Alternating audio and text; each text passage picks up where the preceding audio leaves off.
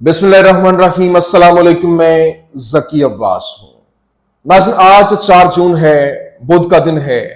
और शाम की जानिब से पहला खतरनाक किस्म का हमला जो है वो किया गया है। और इजराइल की जानिब से जो गोलान हाइट्स के ऊपर अपना तसल्लुत जमाया गया था, शामी गोलान हाइट्स, जो वहां पर वो जो पहाड़ी इलाका है, वहां पर इजराइल की जानिब से अपना तसल्लुत जमाया गया था। और फिर 2 से 3 महीने पहले वहां से आगे पेशकदमी करते हुए मुतअद्दिद इलाके अपने तसल्लुत में लिए गए थे और वहां पर फिर फौजी जोन जो है वो भी कायम किए गए थे। लेकिन ये उस वक्त हुआ था जब अहमद अल शुरैह, जो कि उन्होंने अपना इक़्तिदार संभाला 2 से 3 महीने पहले की बात है, और ये उस वक्त जो एक क्यास चल रहा था, उसी दौरान इजराइल की जानिब से पेशकदमी करते हुए वहां पर अपने मुतअद्दिद इलाके जो है जनूबी शाम के अंदर वो अपने तसल्लुत में लिए गए थे। लेकिन अब ये जो हमला हुआ है, ये हमला शामी फोर्सेस की जानिब से, शामी हुकूमत की जानिब से नहीं किया गया। लेकिन हाँ, ये जो हमला हुआ है, जो जिसमें इस्राएली फौजी चौकियां जो है उनको निशाने पे लिया गया, और ये हमला जो है वो शामी जो बागी ग्रुप से मुतअद्दिद जो ग्रोह है उनकी जानिब से लॉन्च किया गया और बाकायदा तौर पर जिम्मेदारी जो है वो भी कबूल की गई है।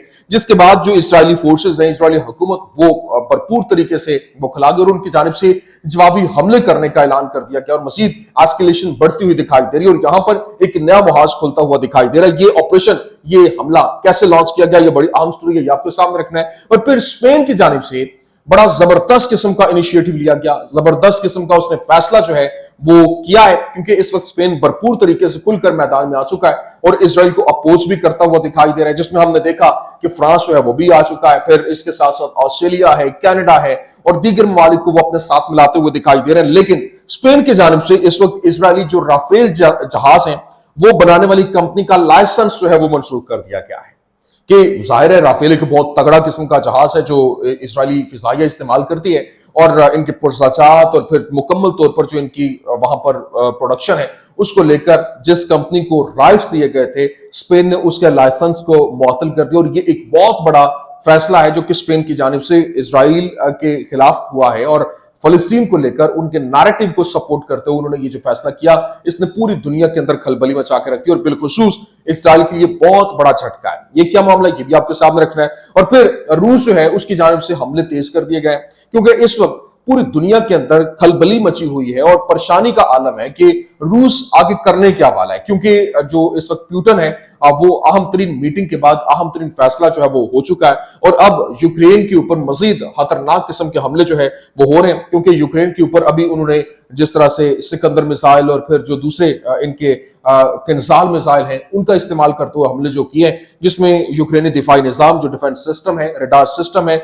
और वॉर कंट्रोल रूम जो है उसको निशाना बनाया गया, उसको टारगेट किया गया। ये क्या मामला, तमाम तर डिटेल्स वन बाय वन आपके सामने रखते हैं। अच्छा नाज़रीन, सबसे पहले तो मैं आपको बता दूं, देखिए शामी जो इलाका है, क्योंकि शाम के अंदर जो इस वक्त हुकूमत है, अहमद अल शुरैह जो है उनकी हुकूमत है, और वही अहमद अल शुरैह जो कि आज से तकरीबन 2 से 3 हफ्ते पहले जब अमरीकी सदर आए तो उनके साथ मुलाकातें हुई और मुलाकात के दौरान वहां से उनके ऊपर जो सैंक्शंस थी वो खत्म हुई हैं और उसके बदले में उन्होंने इजराइल को तस्लीम करने का फैसला किया और कहा कि वो तस्लीम करेंगे, जिसको लेकर डोनाल्ड ट्रंप की जानिब से कहा गया था कि अहमद अल शुरैह जो है वो तस्लीम करेंगे। मतलब वो एक ब्रेव लीडर का उनको लकब मिला, क्योंकि वो इजराइल को भी तस्लीम करने जा रहे हैं। तो ये जो क्यास पैदा हुआ, उसके बाद इजराइल की जानिब से इसकी बाकायदा तौर पर तस्दीक जो है वो भी कर दी गई कि आज़रबाईजान में उनके साथ खुफिया मुलाकात जो है, मामलात, मुज़ाकरात वो चल रहे हैं। लेकिन अभी उसके बाद जो उनकी अपने जो इलाकाई कैबिनेट है और वो खड़े हो गए, उन्होंने कहा जी ऐसा नहीं होने देंगे।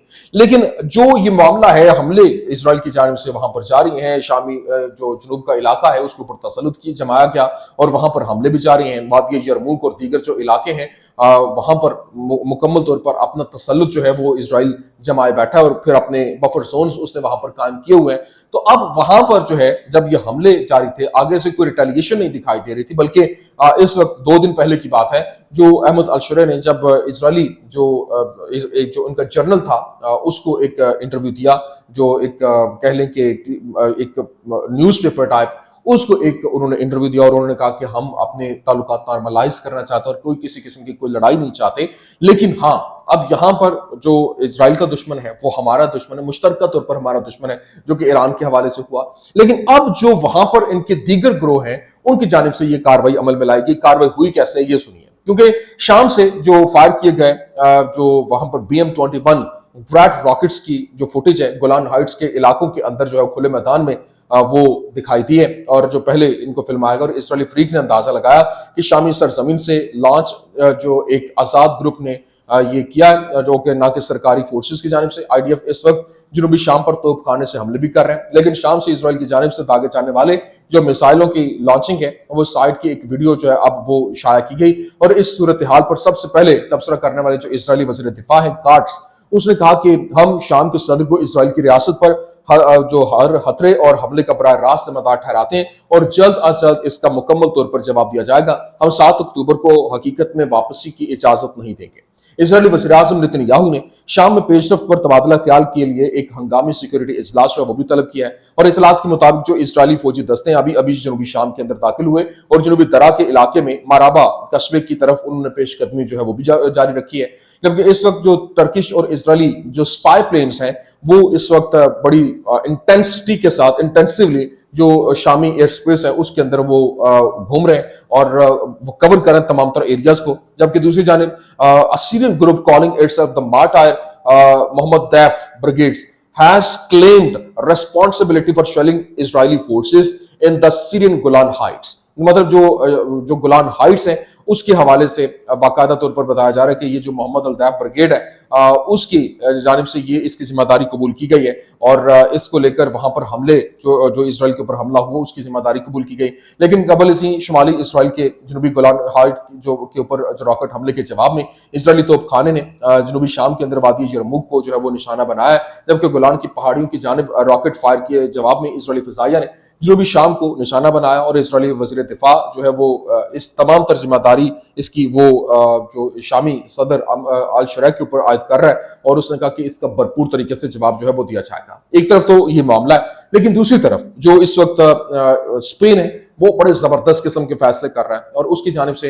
इस वक्त एक ऐसा तगड़ा फैसला किया गया जिसने इजराइल के लिए बहुत ज्यादा मुश्किलात पैदा कर दी हैं। क्योंकि एक तरफ जो सबसे ज्यादा अहम तरीन इनकी फिजाइया ही मानी जाती है, और फिजाइया हमले करती है, हमला करने के बाद पूरे का पूरा सिस्टम को कंट्रोल करने की कोशिश करती है। लेकिन अब जो सिनेरियो है वो बहुत तेजी के साथ बदल रहा है, और क्योंकि फिजाइया जो इनके राफेल तैयारे वो बड़े फेमस हैं, F-35 जो अमरीकी तैयारे वो फेमस हैं, लेकिन जो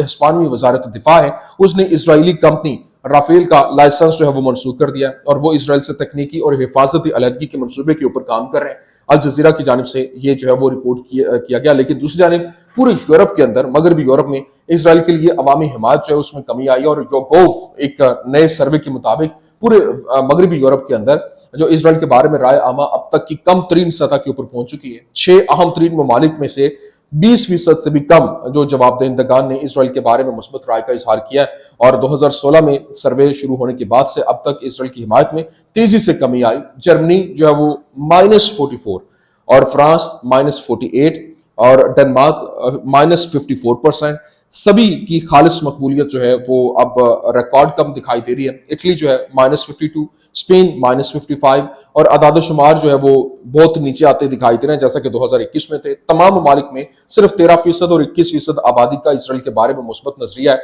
जबकि 63 से 70% के दरमियान मनफी नजरिया रखते हैं। जब इनसे पूछा गया कि गजा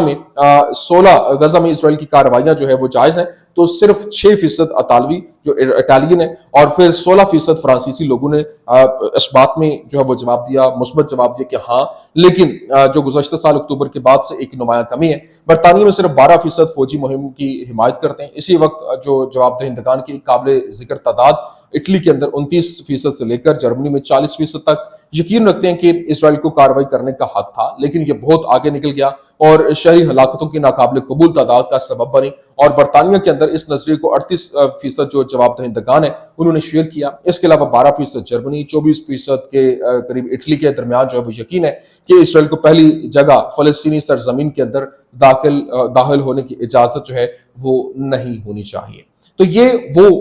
जो एक क्लेम सामने आ रहा है। दूसरी जानिब इस वक्त इनके ऊपर ये तो सारी की सारी जो डिटेल है वो आपके सामने रखी, लेकिन एक मुहाज दूसरा जो कि रशिया और यूक्रेन के दरमियान चल रहा है। अभी रूस ने सिकंदर के मिसाइल के साथ IRST جو ان کا فضائی ڈیفنس سسٹم ہے، ایئر ڈیفنس سسٹم، اس کو نشانہ بنایا اور روسی اسکندر ایم نے میزائل نے وہاں دشمن کے IRST جو طیارہ شکل میزائل سسٹم تھا اس کو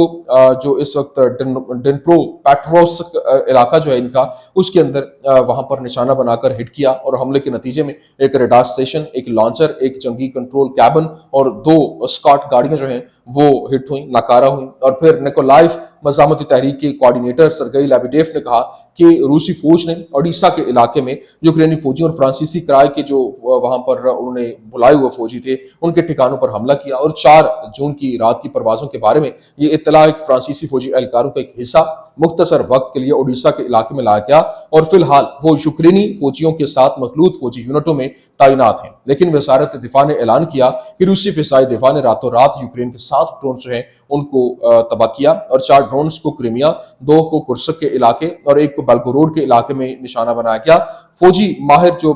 ماروچوکو